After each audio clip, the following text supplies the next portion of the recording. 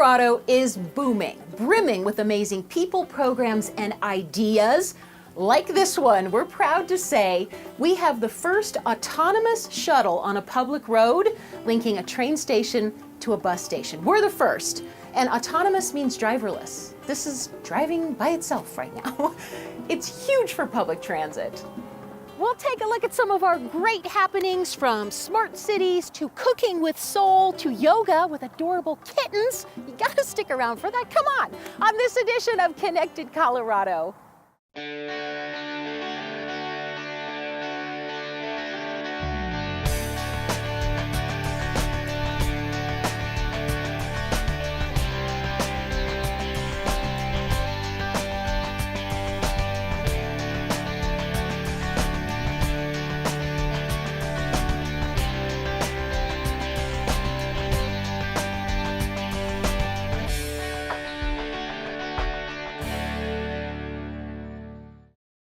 Hi, I'm Wendy Brockman. We're at Panasonic's City Now, where they are pioneering a new era of urban living. And it's happening in an exciting new development called Peña Station Next. We're going to tell you more about this coming up. But first, another innovation in Colorado. It's an amazing new park that just opened last year in Broomfield.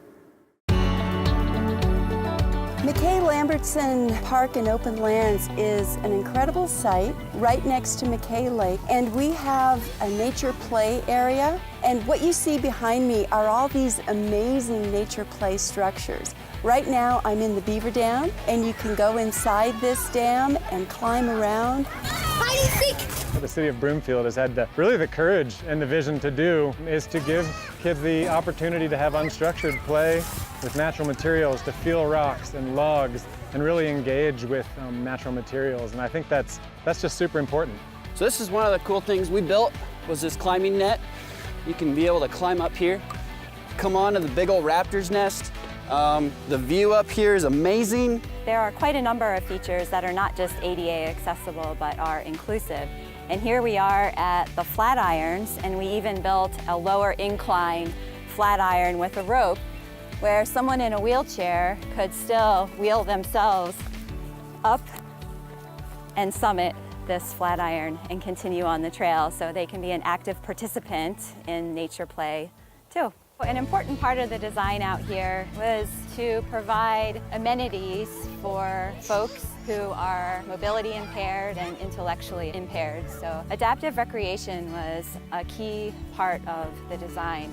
Love the fact that it's all nature built and all the natural habitat that kids can come play on. We're on the Prairie Dog area, and we built up all these tunnels here with some rocks and stuff. Out of 400 rocks, this is what we picked up for you guys. So this down here is it's a sand pit area that we've created with a fully accessible sand table as well. A place for kids to discover, to dig, to play, to build sand castles. We wanted also to have sort of a free-form play area that could be found in nature, and this is meant to resemble a creek bed with rocks and logs and things that you can use your imagination and cross over and play on. Pretend I guess there's no alligators in a creek, but you could do that if you wanted. So this project underwent a 5-year public process. We had 16 public meetings. We had all sorts of surveys, and it was important to really gauge the interests of all different members in the community, of all different ages and backgrounds, and definitely the neighbors in the neighborhood, but also the Broomfield community as a whole. And so a lot of the ideas that we implemented here came directly from those public meetings. We felt like we had a list from those public meetings of what we were to incorporate, and then the challenge was, how do we fit them in like a puzzle so they look like they belong and we're within budget. This was really one of those amazing things where I get to relive my childhood and think about what would make a 9 or 10-year-old happy. And We've never done a job quite like this before, and we were super excited to be able to get the opportunity to do this. At first, we really didn't know exactly what to expect. We saw the drawings, got with Catherine and the whole city of Broomfield. We really had to talk about what their desires, their needs, their goals, what they had envisioned, and we were always able to find a solution. I personally love this type of activity as far as opening a new park. There's nothing better. Providing a new facility for the residents, for users within the city and county of Broomfield. is very exciting. It's a unique process that we get to do periodically that involves the public and the employees of the city and county, and so we get to meet together and enjoy it together. It was truly teamwork that got us through the construction. It was each person having a sense of ownership and really being invested in the success of this project.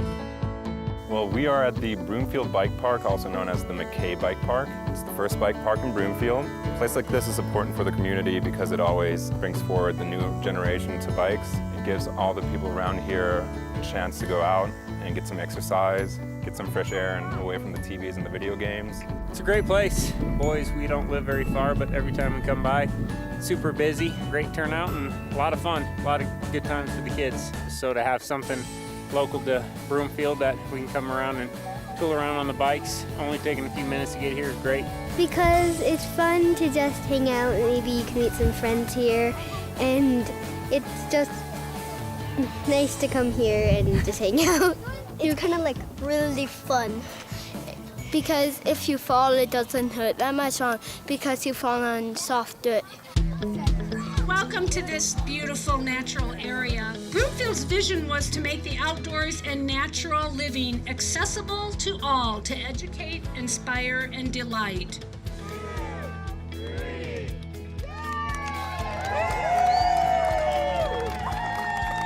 I think I love being part of this because you get to take something from a concept and then watch it be built out and then see the people come out and really enjoy it. And I think that's the coolest thing, is when you get to see those faces, those small kids smiling and enjoying the amenities, that's really the benefit of what we do. There's something out here for everyone, and I think that's what makes this kind of special, and see the involvement of the community again in the grand opening today and all the people here that are making it all happen.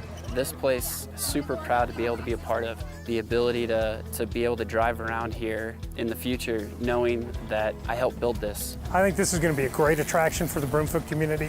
It's going to be a wonderful addition to our parks, and I just look forward to seeing people use it and use it to the fullest. I had a ski accident that caused me to want to dive in and really understand who is the adaptive recreation community. I also wanted to learn more about the intellectual disabilities community. There are a lot of cool things we've incorporated into the design for those with cognitive challenges. It was such a rich experience getting to be part of this project. I feel like just a participant and a student. I learned something from every person who had a part in the design and the construction and made me appreciate the Broomfield community even more. This area is suited for children, for families, for older adults, for people with disabilities, and I think it's a very special place and that there's so many different experiences that you can have.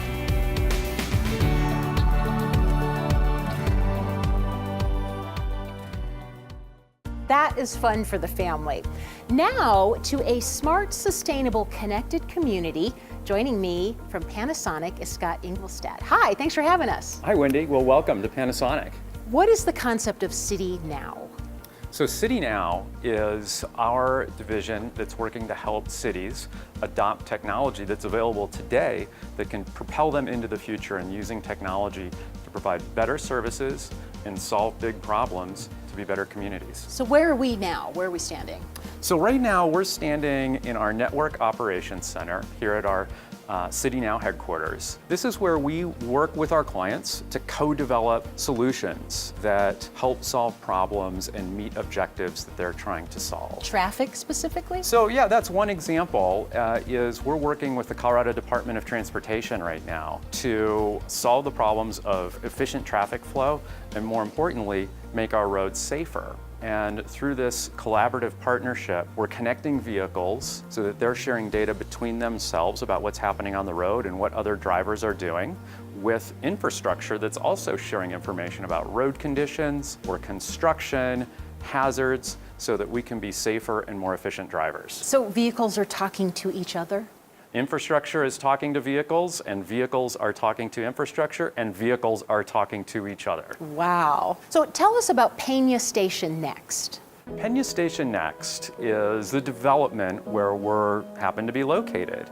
And we decided to put our headquarters for Smart Cities work here because of the collaboration that we saw happening between private developers and the city of Denver, as well as other entities that are related, such as RTD, our public transportation system, and Xcel Energy, and Full and Wider LLC, the developer of this site, and also other opportunities to look at what's happening in renewable energy with the new Renewable Energy Laboratory to make this the smartest, most innovative development where we're testing the technologies of tomorrow today to help improve the lives of citizens and communities around the country. And what we've done in collaboration with Xcel and the city and Denver International Airport is to design a system where we're on what's called a microgrid.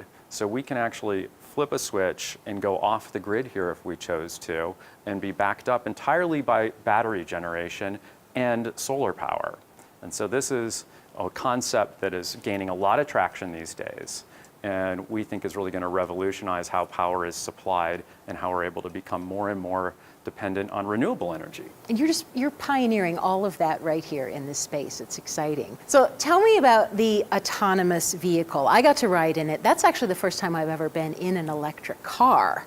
It's pretty cool. That is a shuttle that's developed by Easy Mile, and they're now operating a shuttle route within our development that connects the commuter line, which goes from Union Station in Denver out to Denver International Airport, and it connects a shuttle stop here in our development to a bus stop. So we're really bridging that connection between transit to transit development, as well as really making it possible for riders to ditch their cars entirely if they want to. They don't need them. And this is so groundbreaking because this autonomous shuttle is the first in the nation to be on a public road connecting a train station to a bus station. That's never been done before.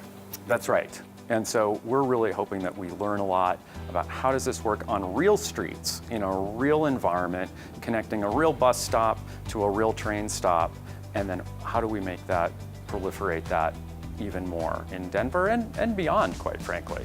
Along with transportation, you're also looking at affordable housing. Well, exactly, and that's a really great example of one of the challenges that most communities are facing, and certainly here in Colorado, we're facing affordable housing, and where do our new workers live, and can they live and work and play in the same area? We've been investigating that a little bit with some partners, and we've actually got some examples here in our Smart City Showcase in our warehouse about what smaller but smarter living might look like, and how technology really maintains and provides a really high quality of life in a compact living environment. I want to see it. Let's check it out. Great.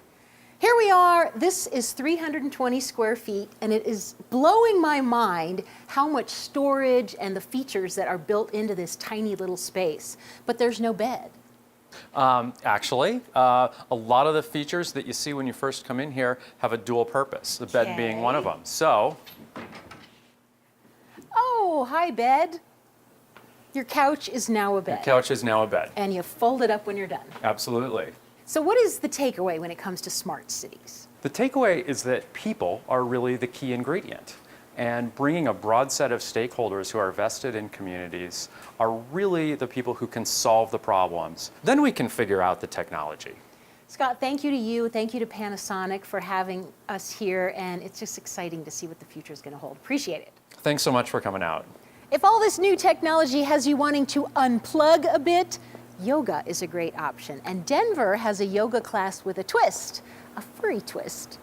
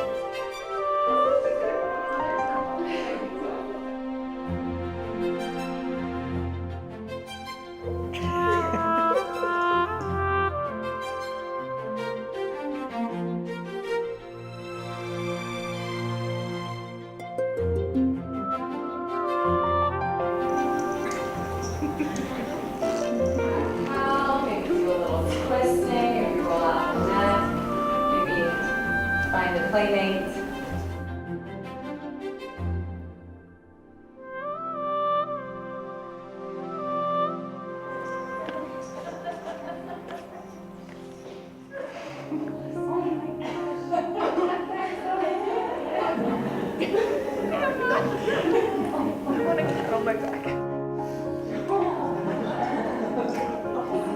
Don't move. Next inhale, slowly lift your left heel up.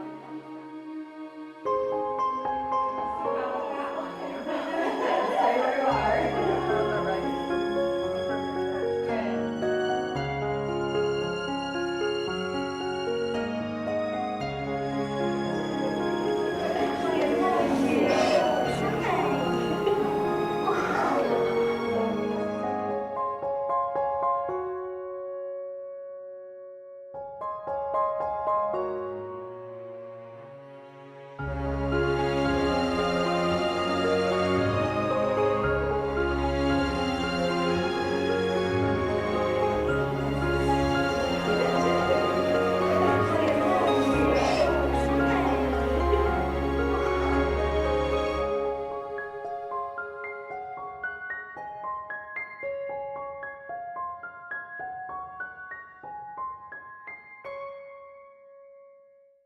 All the cats are adoptable, and in fact, many of them have been adopted as a result of the program. The Denver Animal Shelter will start up Cats on Mats again this summer. Up next, Arvada is proud to help sponsor a nonprofit organization. It's Project Angel Heart. Project Angel Heart's a nonprofit organization. We're improving the health and well-being of people living with life-threatening illnesses by providing nutritious, home-delivered, medically tailored meals and promoting the power of food as medicine. Morning, well, hi, Amy. How are you today? Good. How are you? Got your meals for you. Oh, thank you so much, Amy. I do appreciate this. Absolutely. Jean is one of the 1,200 people per week that we're serving right now. She's an older adult who lives in Arvada. I really think they're doing a wonderful work for the people that need to have food that can't really do it themselves. So the food is a benefit. And two, I've been healthier. It looks good. How much cabbage are you making? Oh, I think we do about 200 pounds. Project Angel Heart depends on volunteers to get our meals out. There's so many different modifications that are needed because many of our clients are on a renal diet because they're going through dialysis, or they can't handle spicy food, or they need no dairy, or they need their food pureed, pre-chopped. And so on average, by the time the menu is done and our registered dietitian works with our chefs, we're preparing every single menu in about 18 to 20 different ways. We engage volunteers who work in our kitchen, everything from chopping onions and carrots to portioning the meals to picking up donated food, helping out in the office, and helping with events. Project Angel Heart functions and depends on community support, both from volunteers and from donors. When Project Angel Heart was founded, our mission was all around care and compassion through food. But over the years, we've noticed that our clients have more positive health outcomes when they receive our meals. And we set out to study this. We found a 24% reduction in monthly medical costs for our clients with heart disease, lung disease, and diabetes. When I first started, I was on hospice. And now with the good food that I'm getting, they took me off of hospice and put me on palliative. My health is better, I'm feeling better, I'm eating 1 square meal a day. Right now they're providing 5 frozen meals a week plus soup, which I have one in the microwave because I'm not a soup person, but I love their soup. Project Angel Heart had been a great blessing for me.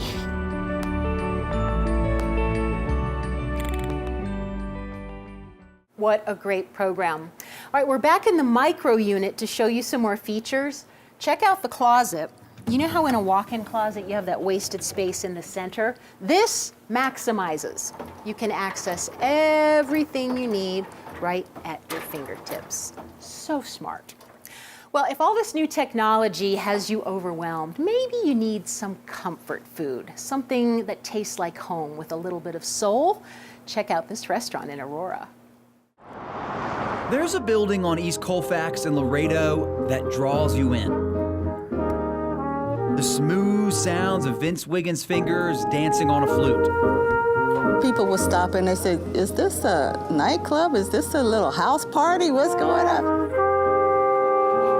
We don't serve booze here. Strongest thing we have is red Kool-Aid and sweet tea.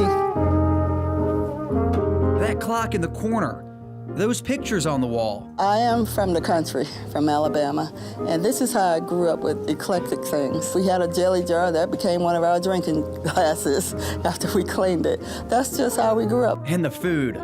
It's deja vu of childhood dinners on a summer Sunday. Everyday food for us. And, you know, fried chicken, yard bird on Sundays, you know, some people call it church bird. You get drawn into the world of Priscilla Smith. You're gonna feel like you're at Grandma's house.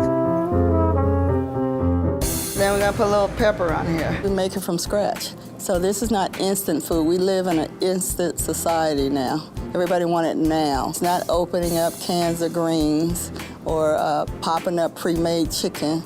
All of this is made from scratch. I need a 2-piece catfish, that's with greens, potato salad, and cornbread. Corfay's Cafe brought the taste of the South 1,300 miles west to Aurora. My mom, Cora, she is a fantastic cook. But coming up, people used to come to our house like we had a restaurant. She was that good. She started cooking when she was 9 years old because she didn't want to go in the cotton fields. And after years in the corporate world, Smith wanted to share pieces of her chicken and childhood with others. My mom, who inspired me because she loved unconditionally. Her passion was food and she didn't mind sharing any recipes. Famous musicians, politicians, Super Bowl champs, even the Food Network. Thousands have tasted these family traditions. We have that famous fried chicken I was telling y'all about right here. See how big that chicken leg is? You ought to see the breast. But the menu doesn't stop there. Pig ears, frog legs. Then you fry it for about 6 minutes. Foods you wouldn't be able to find anywhere else. I even have had rabbit on the menu, which I still have on Sundays, but I've had goat, barbecue goat. I've had gator tails. You know, so I like to have fun with the soul food part of it. And of course, when in Rome, or rather Alabama. He told me frog kind of tastes like chicken and fish. Yes. Well, let's have one together. Have one with me. I'm gonna get a little right. sauce in here. I love tartar sauce. This is homemade. And as they say it when we're at Corfay's Cafe, ribbit. And soon enough, more and more will know what Corfay's Cafe is all about. A seasoning that was handed down word of mouth from the slavery part of my family. So now I've enhanced it a little bit, and hopefully I'll be selling it in packaging to the customers. That way my mom's name would carry on long after I'm gone, hopefully. How you folks doing over here? So good. Now with Corfay's approaching the 12-year mark. I enjoy them enjoying the food and eating the food. That's my love. I'll come out here and talk to folks. Priscilla has passed all the tests, including the most important one, Mama's. She said, well, when I can taste your food and I don't know it's me cooking, she said, you got it. So I think I have it. And that country fried chicken, it's Corfay's Southern cooking, yeah. I'll eat to that. For Aurora News Weekly, I'm Matt Peterson. Fried chicken, it's Corfay's Southern cooking, yeah. Frog legs? I'm gonna try it. All right, we're back in the micro unit. I want to show you what they have in their kitchen. This is too high, you can't reach it. Yes, you can. You just pull this down. Also, they have a cooktop, but if you just want a smaller one, what looks like a microwave is a microwave, but it has an induction cooktop, convection oven, and a steamer. As we look to the future here at Pena Station next, in Wheat Ridge they're planning for the future by planting trees and more. This is the 2018 IES Greenbelt Restoration and Environmental Education Network Project, or GREEN for short. It is a partnership between the Institute for Environmental Solutions, Wheat Ridge Parks and Recreation Department, and Color Strand Elementary School. The goals of this project were to provide sustainable environmental improvements to the Wheat Ridge Grain Belt while providing hands-on education and socialization opportunities for children at Color Strand Elementary School and hands-on naturalist activities for Sun Camp students at the Wheat Ridge Recreation Camp. It's how we take care of the trees. We are doing a nature walk and planting trees to help the environment. Planting trees is very important because they help us breathe. helps us breathe and it helps nature form a better world for us. The kids love to come and work out in the Greenbelt, and it makes a really big difference beyond just each individual tree and shrub, because the kids get to know what it takes to care for their environment, and they think long term. They remember year after year that they've planted trees. Very often they come back in the summer with their families to visit their trees. Coming back in like 5 or 10 years and see how much they've grown, you can just get dirty and have fun and dig stuff. The green belt's very important to me. I think it's one of Wheat Ridge's defining features, kind of like the Central Park of New York City. We've got our green belt.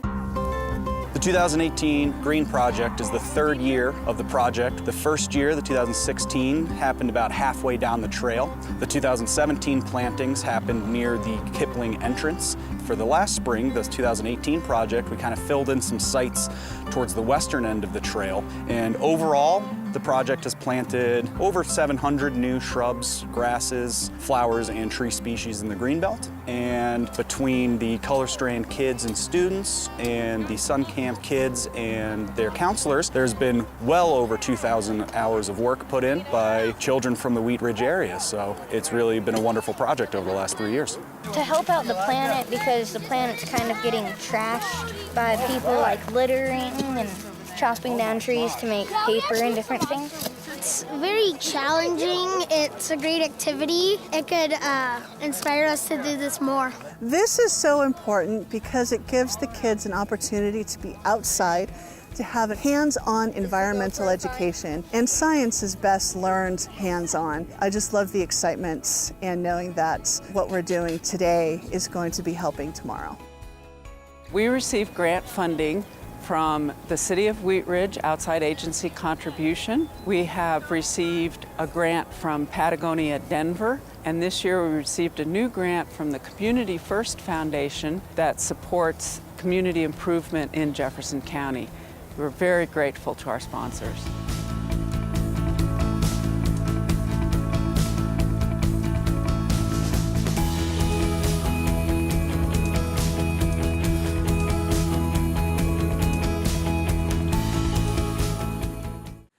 You've enjoyed learning about some of our great happenings in our great state, especially those that preserve and usher in our future, like a shuttle that drives itself. Thanks for watching. We'll see you next time on Connected Colorado.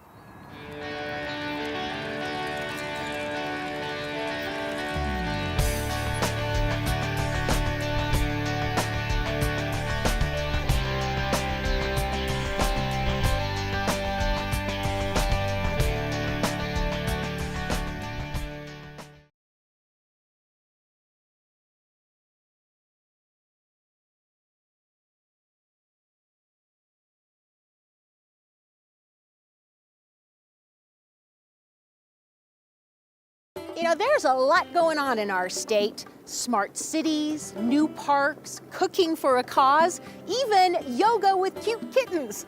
All this and more on this edition of Connected Colorado. Join me Thursdays at 8.